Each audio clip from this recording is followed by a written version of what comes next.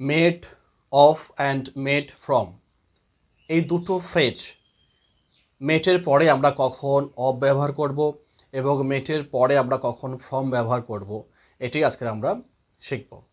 দেখো, এই দুটো ফ্রেজ ব্যবহার করা হয় made of and made from, মানে কোনো ম্যাটেরিয়াল থেকে নতুন কোনো কিছু তৈরি হওয়া। যেমন কাঠ থেকে চেয়ার তৈরি হওয়া, দুধ থেকে পনির তৈরি হওয়া। এই যে কোনো কিছু একটা ম্যাটেরিয়াল থেকে নতুন কোনো কিছু একটা তৈরি করছি, তখন আমরা মেড অফ আর মেড ফ্রম ব্যবহার করি। কিন্তু কখন আমরা অফ ব্যবহার করব এবং কখন ফ্রম ব্যবহার করব, এটাই আজকে জানতে হবে। দেখো, made of and made from এই দুটো ফ্রেজ ব্যবহার করার ক্ষেত্রে খুব সামান্য এবং অতি সূক্ষ্ম পার্থক্য রয়েছে। মেড অফ কখন ব্যবহার করব?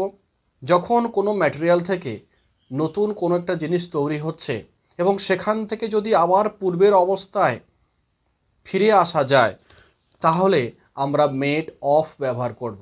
অর্থাৎ যেমন একটি কাঠের চেয়ার, দেখো কাঠ থেকে চেয়ার তৈরি হয়েছে, ওই কাঠের চেয়ারটি যদি আমরা ভেঙে দিই, তাহলে কিন্তু ওই কাঠের চেয়ারটা আবার সেই পুনরায় কাঠে রূপান্তরিত হবে, বা সেই কাঠটা কিন্তু আমরা দেখতেও পাই, ভিজিবল। ক্লিয়ার? তাহলে এখানে কিন্তু আমরা ব্যবহার করব মেড অফ। আবার যদি দুধ থেকে পনির তৈরি করি, তাহলে সেই পনির থেকে কিন্তু আবার দুধে ফিরে যাওয়া যাবে না, অর্থাৎ তার পূর্বের অবস্থায় যাওয়া যাবে না। তাহলে সেক্ষেত্রে কিন্তু আমরা মেটের পরে ফ্রম ব্যবহার করব। ক্লিয়ার? কয়েকটা আমরা এক্সাম্পল দেখি। যদি বলা হয় the table is made dash would, the table is made dash would, মানে টেবিলটা কাঠ দিয়ে তৈরি। দেখো, টেবিল হয়ে গেলেও, কাঠ থেকে টেবিল হয়ে গেলেও আমরা টেবিলের মধ্যে কাঠকে দেখতে পাই। The wood is still visible, কাঠকেও তখনও দেখা যায়। যেহেতু ভিজিবল, আবার ওই টেবিল থেকে আবার আমরা উঠে ফিরতে পারি। তাহলে যেহেতু ফেরা যায়, আগের অবস্থায় ফেরা যায়, তাই আমরা এখানে অফ ব্যবহার করব। তাহলে the table is made of wood. The ring is made dash gold, রিংটি সোনা দিয়ে তৈরি। দেখো, এই রিংটা সোনা, গোল্ড সোনা। তাহলে দেখো, গোল্ড থেকে সোনা, গোল্ড থেকে রিং হয়েছে, সেই রিংয়ের মধ্যেও আমরা কিন্তু গোল্ডকে দেখতে পাই। The gold is still visible. So এখানে আমরা ব্যবহার করব মেড অফ। তাহলে the ring is made of gold. The house is made dash bricks, ঘরটি ইট দিয়ে তৈরি।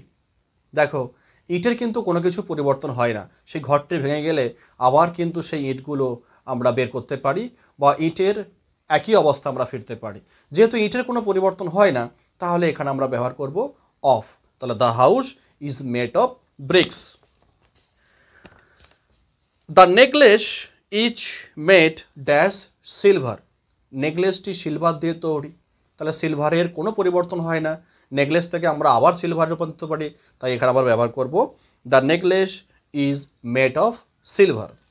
এবারে মেড ফ্রম, মেড ফ্রমটা কি বলেছি, যে আমরা পূর্বের অবস্থায় কিন্তু আর ফিরতে পারবো না, পুরোপুরি প্রসেসড হয়ে যাবে, পুরোপুরি একদম পরিবর্তিত হয়ে যাবে, তাই সেখানে আমরা ব্যবহার করব ফ্রম।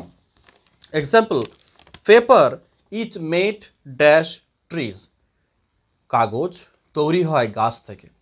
দেখো, পেপার থেকে কিন্তু আমরা আর গাছে ফিরতে পারবো না, যেহেতু ফিরতে পারবো না, সেহেতু আমরা এখানে ব্যবহার করব from. Paper is made from trees. আগেই বলেছি cheese is made dash milk, দুধ থেকে পনির তৈরি হয়। তাহলে দেখো, পনির থেকে আমরা আর মিল্ককে ফিরতে পারবো না, তাই আমরা এখানে ব্যবহার করব from. Cheese is made from milk. আবার দেখো, wine is made dash grapes, আঙুর থেকে মদ তৈরি হয়। দেখো, মদ থেকে আমরা কিন্তু আঙুর রসে আর ফিরতে পারবো না, তাই যেহেতু ফিরতে পারবো না, সেহেতু আমরা এখানে ব্যবহার করবো from. Wine is made from grapes. Chocolate is made dash Coca beans, chocolate is made dash Coca beans, Coca beans থেকে চকোলেট তৈরি হয়। তাহলে দেখো, চকোলেট থেকে আমরা কোকা বিনসে ফিরতে পারবো না, তাই এখানে আমরা ব্যবহার করব ফ্রম। ক্লিয়ার?